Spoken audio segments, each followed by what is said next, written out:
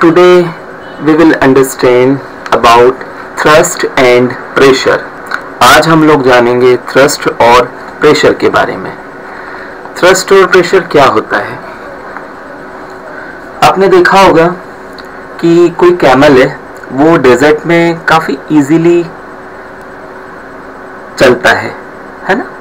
बहुत इजीली चल सकता है. आपने आर्मी टैंक देखे होंगे जिसके नीचे कंटिन्यूस चेन बंधी रहती है. वो लोग इजीली उस सैंड के ऊपर चलते हैं, या ऊबड़ खाबड़ जो रफ सरफेसेस होती हैं उनके ऊपर भी इजीली चल लेते हैं.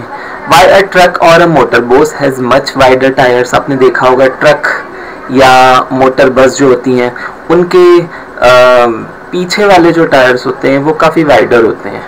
इवन दो लगा के रखते हैं, राइट, ट्रक वगैरह में. तो उसी तरह से जो कटिंग टूल्स होते हैं उनकी जो एजेस होती हैं वो शार्प होती हैं. ये सारी चीज़ें किस तरफ हमें इशारा करती हैं? ये बताती हैं कॉन्सेप्ट थ्रस्ट और प्रेशर के बारे में. ठीक है, थ्रस्ट और प्रेशर. थ्रस्ट मतलब क्या होता है? Net force in a particular direction. जब आप किसी पर्टिकुलर डायरेक्शन में, है ना, फोर्स लगाते हैं तो वो थ्रस्ट कहलाता है. यहाँ पर पर्टिकुलर डायरेक्शन यानी डायरेक्शन का होना इम्पॉर्टेंट थिंग है.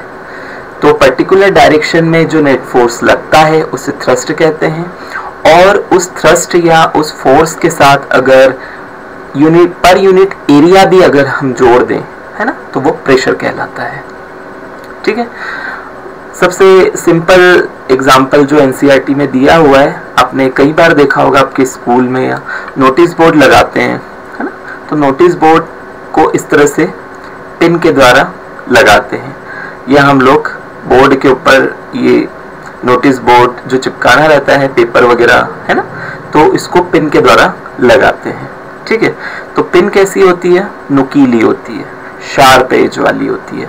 जितनी ज़्यादा शार्प एज वाली होती है उतनी आसानी से वो लग जाती है, अंदर चली जाती है.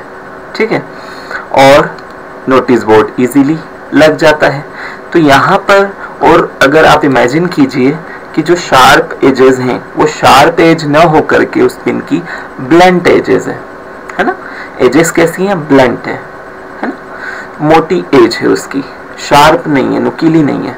तो क्या वो पिन इजीली लग पाएगी? नहीं, वो पिन इजीली नहीं लग पाएगी, है ना. तो आप जब पिन लगा रहे हैं तो आप किस तरफ पिन लगा रहे हैं? आप उस नोटिस बोर्ड के परपेंडिकुलर डायरेक्शन में उस पिन को लगा रहे हैं, है ना. तो ये जो फोर्स है वो किधर लग रहा है? Perpendicular to the surface area of the board. जो बोर्ड का सरफेस एरिया है उसके परपेंडिकुलर डायरेक्शन में ये पिन लग रही है. तो this force acts on a smaller area at the tip of the pin. और जो टिप ऑफ द पिन होती है वो किधर लगती है? बहुत छोटे से स्मॉलर एरिया में लगती है ना. तो ये एरिया जो है काफी छोटा सा होता है. ये तो हो गया एक एग्जांपल. सेकेंड एग्जांपल की अगर हम बात कर लें, आप सैंड के ऊपर, नीचे रेत है, आप उसके ऊपर खड़े हैं, तो आप जब उस पे खड़े होते हैं तो आप थोड़े से जो आपके पैर हैं वो अंदर धंस जाते हैं, है ना, सैंड के अंदर में चले जाते हैं थोड़े से. ठीक है, अब आप क्या कीजिए, उस सैंड के ऊपर लेट कर देखिए, है ना. सैंड के ऊपर अगर लेट जाते हैं तो आप उतने ज़्यादा अंदर नहीं जाते हैं जितने आपके पैर गए थे. ठीक है, तो इन बोथ केसेस में क्या हुआ? जो फोर्स लगा, है ना, सैंड के ऊपर, वो वेट है आपकी बॉडी का. आप खड़े हुए थे तब भी पूरी बॉडी का जो वेट था वो आपके पैरों में था, है ना, वो भी उस सैंड पे लगा. और जब आप लेट गए उस सैंड के ऊपर तो भी आपकी पूरी बॉडी का जो वेट था वो सैंड पर लगा. तो आपने देखा कि ये जो वेट है वो किस तरह से लग रहा है? Vertically downwards. ठीक है, तो यहाँ जो फोर्स है वो परपेंडिकुलर, सरफेस एरिया के परपेंडिकुलर में वेट लग रहा है. ठीक है, फोर्स लग रहा है. हम जानते हैं वेट और फोर्स एक ही बात होती है. The force acting on an object perpendicular to the surface is called thrust. तो ये जो फोर्स उस ऑब्जेक्ट के ऊपर परपेंडिकुलरली उस ऑब्जेक्ट की सरफेस के ऊपर लगता है उसको थ्रस्ट कहते हैं, है ना। The force acting on an object perpendicular to the surface is called thrust. अब जब आप एक लूज सैंड के ऊपर खड़े हुए हैं, जो रेत है वहां पर आप खड़े हुए हैं, है ना, तो जो फोर्स है पूरी बॉडी का वो कब ज्यादा लगेगा?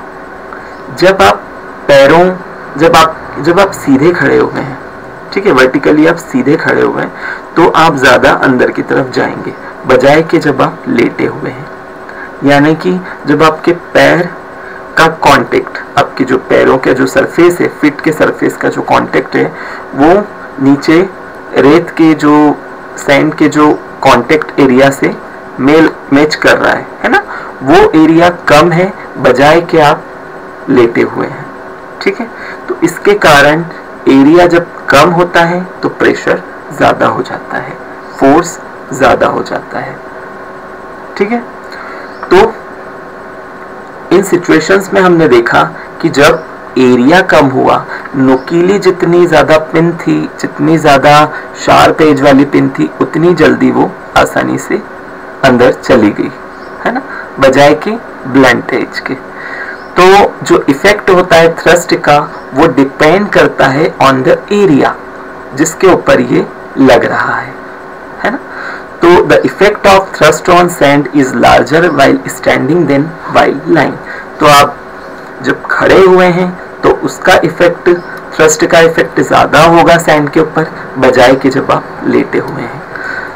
तो the thrust on unit area is called pressure, है ना। तो ये जो थ्रस्ट लगा ऑन यूनिट एरिया, एक पर्टिकुलर एरिया के ऊपर जो थ्रस्ट लगता है उसे हम प्रेशर कहते हैं, ठीक है। तो थ्रस्ट और प्रेशर में ये रिलेशन है, pressure is equal to thrust upon area. अब ऐसा unit of thrust and area, है ना, सब्स्टिट्यूट अगर हम करके देखें तो ऐसा यूनिट ऑफ प्रेशर हमें मिल जाती है न्यूटन पर मीटर स्क्वायर।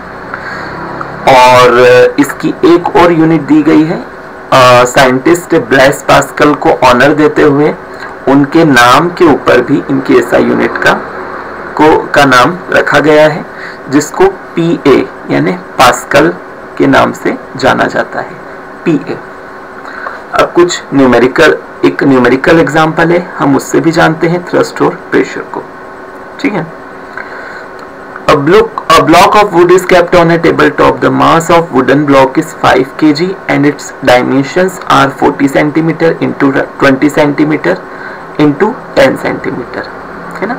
एक लकड़ी का एक बॉक्स है, ब्लॉक है, जो कि टेबल टॉप के ऊपर रखा हुआ है, और इसका जो मास है ब्लॉक का वो 5 kg है, 5 किलोग्राम है, और इसके जो डायमेंशंस हैं वो है 40 इंटू 20 इंटू 10 सेंटीमीटर।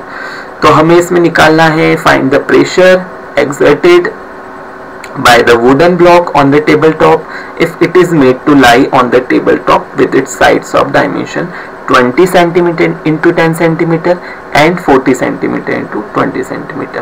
तो दो कंडीशन दे दी गई हैं कि अगर इन्हें इस तरह से रखा जाए, पहली कंडीशन में 20 इंटू 10 सेंटीमीटर, सेकेंड कंडीशन में 40 इंटू 20 सेंटीमीटर, है ना। तो हमें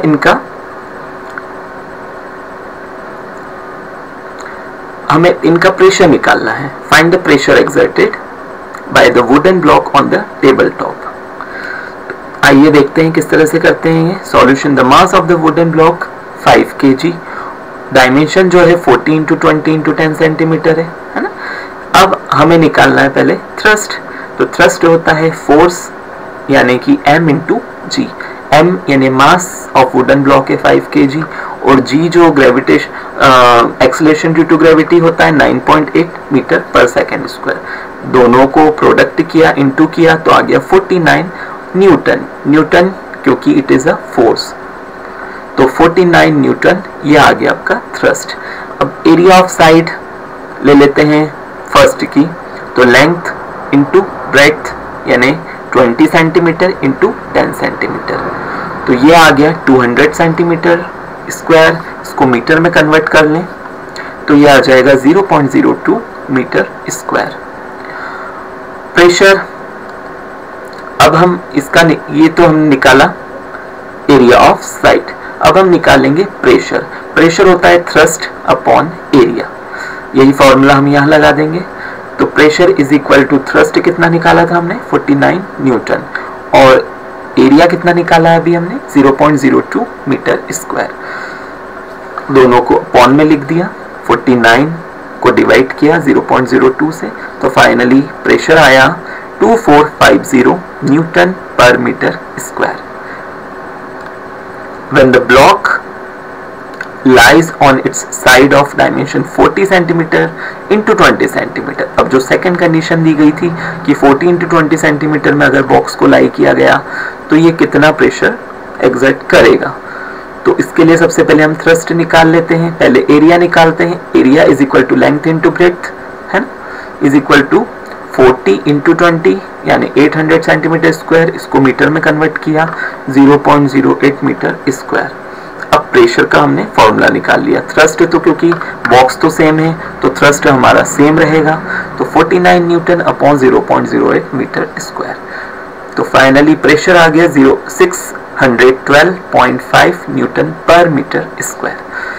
the pressure exerted by the side 20 into 10 centimeter is 2450 Newton per meter square, and by the side 40 centimeter into 20 centimeter is 612.5 Newton per meter square। तो ये थे आज के हमारे topic thrust and pressure. I hope कि आपको concept समझ में आए होंगे। अगर आपको टॉपिक से रिलेटेड कोई भी क्वेरी, क्वेश्चन या डाउट हो तो आप मुझे नीचे डिस्क्रिप्शन में दिए मेरे स्काइप आईडी पर मुझे चैट कर सकते हैं या नीचे कमेंट्स में लिख सकते हैं। I will definitely solve your problems. आपको ये वीडियो कैसा लगा नीचे कमेंट्स में लिखें। वीडियो को लाइक करें, इस चैनल एजुकेशन हब को सब्सक्राइब करें, और हाँ, इन वीडियोस को अपने फ्रेंड्स के साथ शेयर करना बिल्कुल ना भूलें।